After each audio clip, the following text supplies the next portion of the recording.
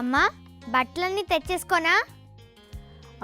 మనం వారం రోజులు ఉంటాం కదా, అక్కడ పెట్టినవన్నీ తెచ్చేసుకో.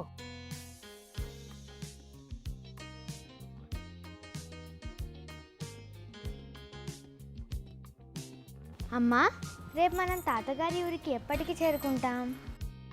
మనం ఇవాళ రాత్రి బయలుదేరుతాం కదా, రేపు ఉదయాన్నే చేరుతాం. భలే, నాకెంత సంతోషంగా ఉందో. అమ్మా తాతగారు గొప్ప కవి అని చెప్పావు కదా? అవును నాన్న, తాతగారికి ఆ రోజుల్లో మధుర కవిగా గొప్ప సన్మానం జరిగింది. ఆయన ఎన్నో రచనలు కూడా చేశారు. అమ్మా తాతగారు మా చిన్నప్పుడే పోయారు కదా, ఆయన గురించి ఆయన రచనల గురించి మాకెవరు చెప్తారు? అందుకే కదా ఈ సెలవులు తాతగారు వాళ్ళ ఊళ్ళో గడపడానికి మిమ్మల్ని తీసుకెళ్తున్నాను. అక్కడ మావయ్య ఉంటారు, మావయ్య కూడా తాతగారి దగ్గర చదువుకుని అక్కడ తెలుగు పండితులుగా పనిచేస్తున్నారు. అంటే తాతగారి వారసత్వాన్ని మావయ్య కొనసాగిస్తున్నారన్నమాట. అవును నాన్న, తాతగారి రచనల్ని కాపాడమే కాదు, మావయ్య కూడా రచనలు చేస్తూ తాతగారి లాగానే తెలుగు భాషా సేవను చేస్తున్నారు.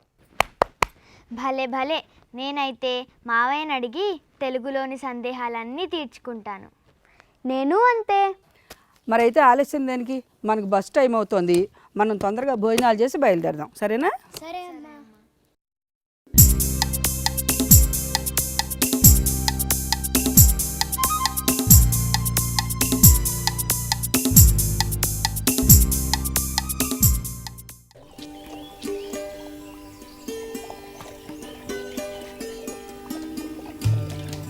అమ్మా తాతగారు కట్టించిందేనా ఈ ఇల్లు?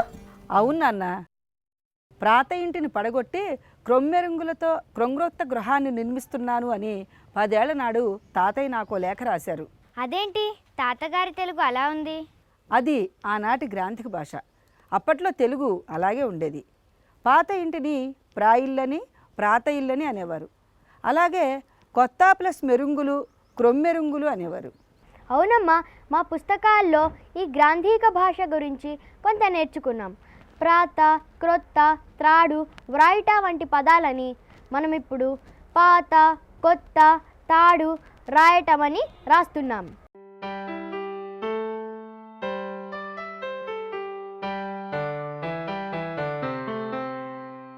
ప్రాత అనే మాటల్లో ఏదో ఒక సంధి ఉందని మాస్టర్ చెప్పారు.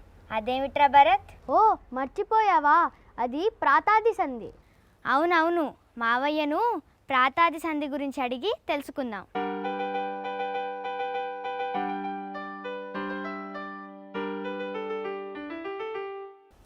అదిగో మాటల్లోనే మా అమ్మయ్య వచ్చేసారు. ఏం చేస్తున్నారు?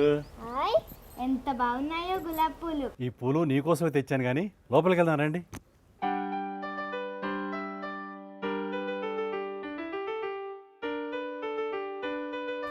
కూర్చోండి. మహతి, ఈ గులాబీ పూలు నీకోసమే తెచ్చాను, తీసుకో. ఎలా ఉన్నాయి? చాలా బాగున్నాయి. జాగ్రత్తగా పట్టుకో, లేకపోతే పూరెమ్మలు విడిపోతాయి. పూరెమ్మలా పూలరెమ్మలా? పువ్వు ప్లస్ రెమ్మలు పూరెమ్మలే అవుతుంది. ఇలాంటి పదాలు మన తెలుగు భాషలో ఎన్నో ఉన్నాయి. అన్నయ్య, ఇందాక మీరు వచ్చే ముందు మిమ్మల్ని అడిగి ప్రాతాది సంధి గురించి తెలుసుకోవాలని పిల్లలిద్దరూ అనుకుంటున్నారు. దానికే అలాగే చెప్తానమ్మా. మా నాన్నగారు అంటే మీ తాతగారు ఈ ప్రాతాది సంధి గురించి చెబుతూ ఒక పాటనే రాశారు. ముందు పాటను వినండి. ఆ పాటలో ప్రాతాది సంధికి చెందిన పదాలు ఎన్ని ఉన్నాయో తర్వాత నేర్చుకుందరు కానీ. అదివో అల్లదివో అదివో అల్లదివో కెంజాయల సంజలలో కెంజాయల సంజలలో లేమావుల గుబురులలో లేమావుల గుబురులలో క్రొంజివురులు మేసిన క్రొంజివురులు మేసిన ఎలకోయిల గానమ్ములు ఎలకోయిల గానమ్ములు అదివో అల్లదివో అదివో అల్లదివో పూరెమ్మల పులకింతల పూరెమ్మల పులకింతల వాసంతపు గిలిగింతల వాసంతపు గిలగింతల నెమ్మనమే మురిసెనులే నెమ్మనమే మురిసెనులే మధువనమే విరిసెనులే మధువనమే విరిసెనులే అదివో అల్లదివో అదివో అల్లదివో కెందమ్ముల కొలనులలో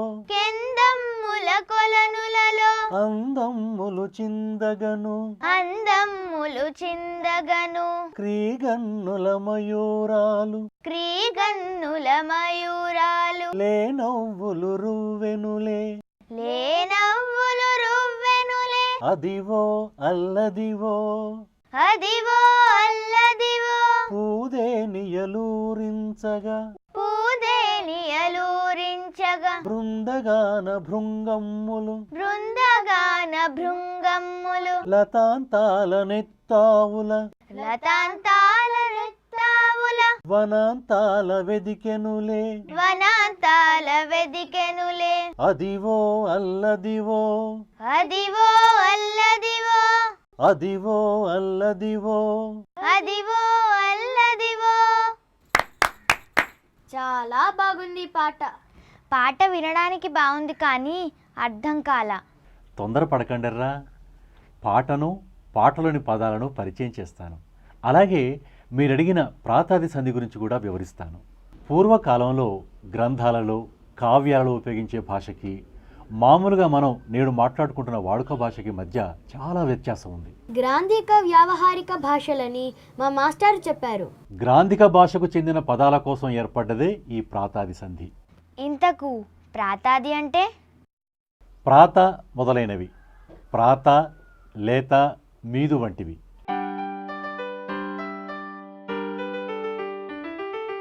ఈ పదాలు మొదటి పదాలుగా వచ్చే సంధి పేరే ప్రాతాది సంధి. ఓహో, తాతయ్య లేఖలో ప్రాయిల్లని అందుకే రాశారా? లేఖ? లేఖేంటి భరత్?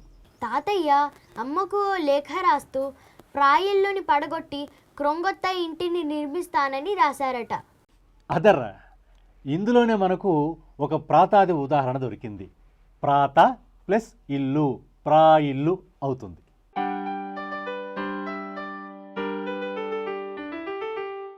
అదెలాగా? ప్రాతాది సంధిలోని ప్రత్యేకత అదే. ప్రాత, లేత వంటి పదాలలో సంధి జరిగినప్పుడు ప్రాత, లేతలోని తొలి అచ్చు తర్వాత అక్షరాలు మాయమైపోతాయి. ప్రాతలోని తొలి అచ్చు చెప్పండి. ప్రాలోని ఆ. అవును, అందుకే సంధిలో ప్రా మాత్రమే మిగిలి తా అనే అక్షరం మాయమైపోయింది. అలాగే లేత ప్లస్ మొగ్గ లే మొగ్గ అవుతుంది.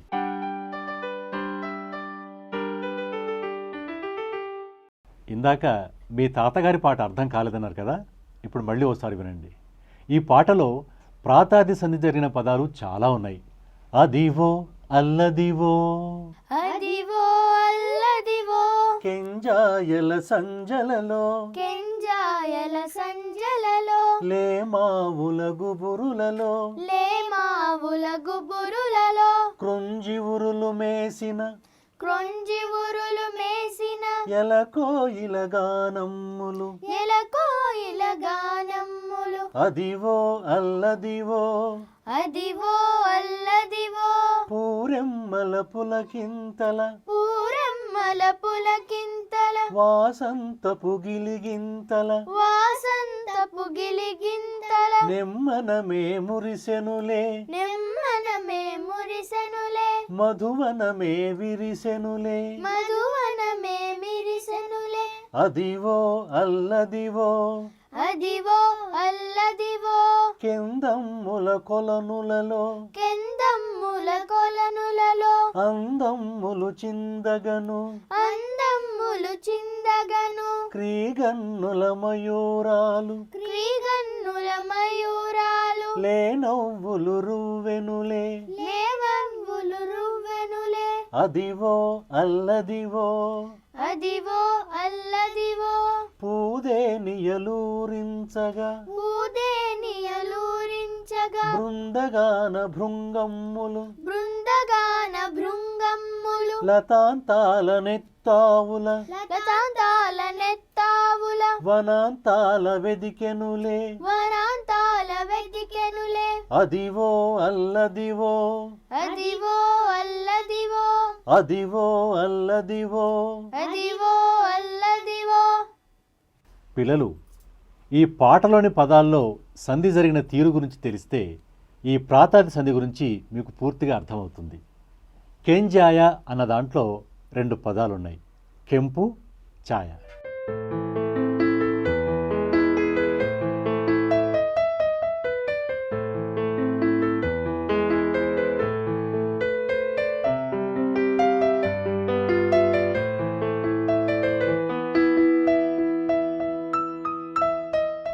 ప్రాతాదుల తొలి అచ్చుపై వర్ణములకు లోపంబు జరుగుతుంది అన్న సూత్ర ప్రకారం కెంపులోని కెం మాత్రమే మిగిలి ఛాయ అన్న పదంలో సంధి జరిగి చా జాగా మారుతుంది.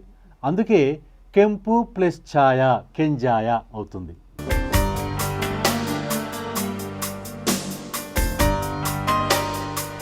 అలాగే లేత ప్లస్ మావులు లేమావులు,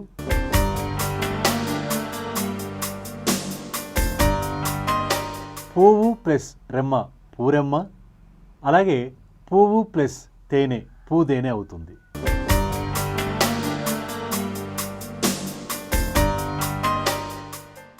మరి లే జివురులు ఎలా విడదీయాలో చెప్పండి. లేతా ప్లస్ చివురులు కదు మావయ్య. అవును,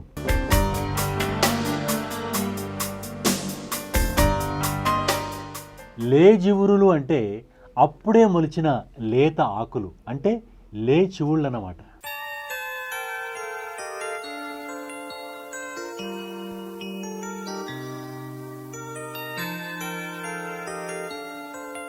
మొదటి పదంలోని తొలి అచ్చు తర్వాతి అక్షరాలు మాయం కావడం, తర్వాతి పదం సంధి వల్ల రూపాంతరం చెందడం లాంటి లక్షణాలు ఈ ప్రాతాది సంధికి ఉన్నాయి.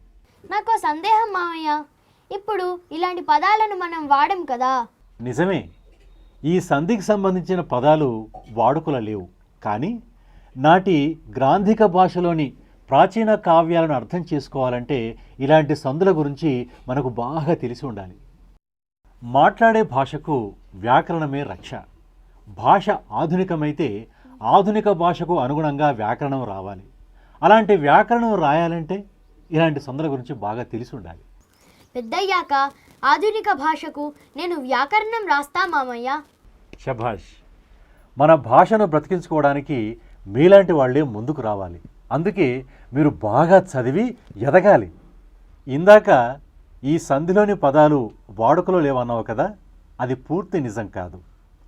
ప్రాత పాత అయ్యింది, క్రొత్త కొత్త అయ్యింది, వ్రాత రాత అయ్యింది.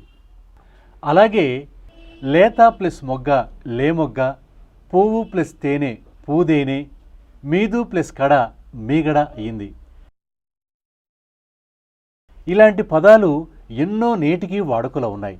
ఈ సంధిలోని ఇతర సూత్రాలను, పదాల మధ్య మార్పును ముందు ముందు మీరే స్వయంగా మీ టీచర్ల ద్వారా నేర్చుకుంటారు. సరేనా? అలాగే మామయ్య.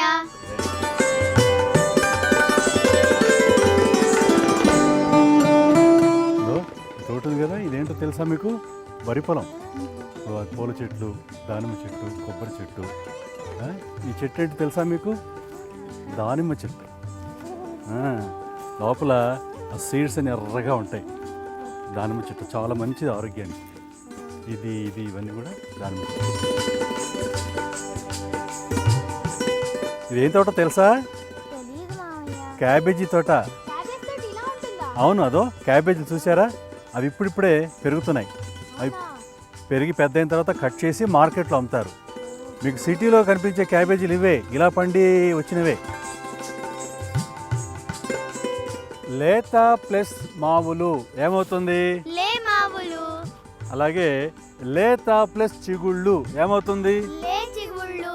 గుడ్. రండి, తోటంతా చూశారు కదా, ఎలా ఉంది మన తోట? ఎప్పుడు వేసవి సెలవులో వచ్చినా కూడా తోటకు వచ్చి చక్కగా తిరిగి అన్ని కొత్త కొత్త విషయాలు నేర్చుకుంటూ వెళ్ళాలి. అమ్మా, మావయ్య తోటంతా చూపారు, మంచి మాటలు చెప్పారు. ప్రాతాది సంధి గురించి నాకు బాగా తెలిసింది. ప్రాతాదుల తొలి అచ్చు మీది వర్ణంబులకెల్లా లోపము బహుళంబు గానగు అనే సూత్రాన్ని నేర్చుకున్నాం. అమ్మా, ప్రాతాది సంధి అనేక ఒక విధాలుగా జరగడాన్ని బహుళం అని తెలుసుకున్నాను. ప్రాత ప్లస్ ఇల్లు ప్రాయిల్లని, ఏత ప్లస్ మొగ్గ లే మొగ్గ అని, నీదు ప్లస్ గడ నీగడ లాంటి ఎన్నో పదాలు తెలుసుకున్నాం. ఇలా రోజు సెలవుల్లో మామయ్య చెప్పేవన్నీ వింటూ ఉంటే నీ సందేహాలన్నీ తీరిపోతాయి. సరేనా?